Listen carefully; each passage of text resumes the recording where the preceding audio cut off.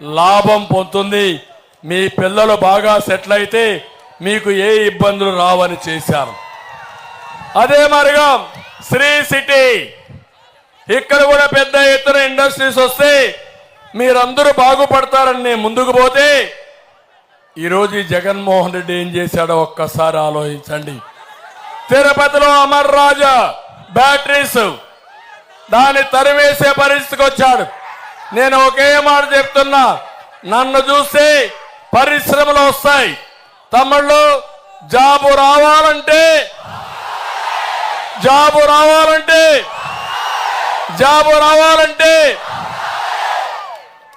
మన ఉద్యోగాలు రావాలని నేను ఉండాలా? అవునా? నేను చేశానా లేదా? నిరూపించానా లేదా? మన బ్రాండ్ చూస్తే కియా మోటార్స్ వస్తుంది, హీరో మోటార్స్ వస్తుంది, టీసీఎల్ వస్తుంది. జగన్మోహన్ రెడ్డి బ్రాండ్ చూస్తే బూమ్ బూమ్ వస్తుంది.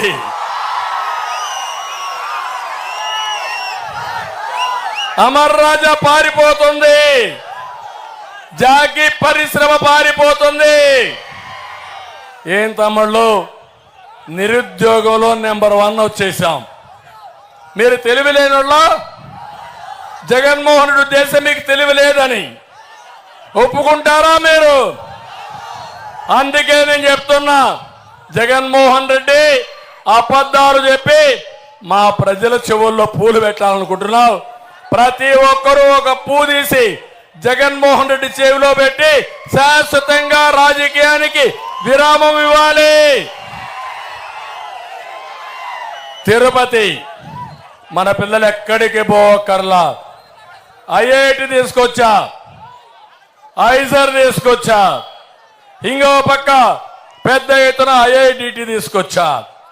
ఇవన్నీ వస్తే సూళూరుపేట నుంచి కూడా చెన్నైకి పోకుండా నేరుగా తిరుపతికి వెళ్ళి ఈ నియోజకవర్గంలో అందరికీ వస్తువులు రావాలని చేశాను.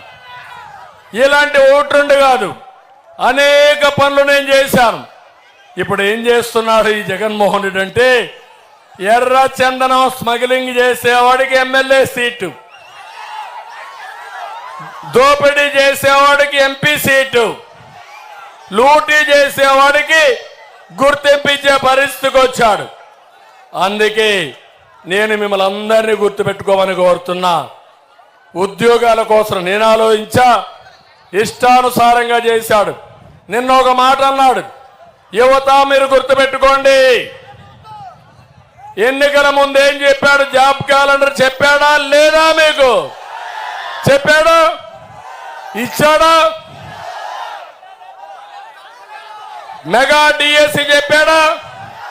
ఇచ్చాడా? ఇప్పటికి నిన్న అన్నాడు, నన్ను మీరేం చేశారని అడిగాడు. నేను చెప్తున్నా, జగన్మోహన్ రెడ్డి సైకో జగన్మోహన్ రెడ్డి, నీకు తెలియదు. నువ్వు బచ్చాగా ఉన్నప్పుడు గోళీలు ఆడుకుంటా ఉన్నప్పుడు నేను ముఖ్యమంత్రి అయ్యా. మీ నాన్న కంటే ముందే నేను ముఖ్యమంత్రి అయ్యా. ఒకసారి చరిత్ర తిరగరాయి. సమైక్య ఆంధ్రప్రదేశ్ లో కానీ ఈ రాష్ట్రంలో కానీ ఏదైనా అభివృద్ధి అయిందంటే అది తెలుగుదేశం హయాంలో ఉన్నా కాదా అని మిమ్మల్ని అడుగుతున్నా. 14 సంవత్సరాల ముఖ్యమంత్రిగా ఉంటే 8 సార్లు డిఎస్సి పెట్టాను. మన నాయకుడు నందమూరి తారక రామారావు గారు 3 సార్లు పెట్టాడు. తెలుగుదేశం హయాంలో 11 సార్లు డిఎస్సీలు పెట్టాం. నేను అడుగుతున్నా, నువ్వు 5 ఏళ్ళు ఉన్నావు దిక్కుమాలోడివి, ఎన్నిసార్లు డిఎస్సీలు పెట్టాడు తమ్ముళ్ళు? మళ్ళా ఊరూరు తిరిగి మా తమ్ముడు చెబుతున్నాడు, గుండు 0. ఎవరికైనా ఒక్కరికి ఉద్యోగాలు వచ్చాయా? 5 ఏళ్లు పరిపాలించిన వ్యక్తి నేను ఇది చేశానని చెప్పాలా లేదా? చేశాడు.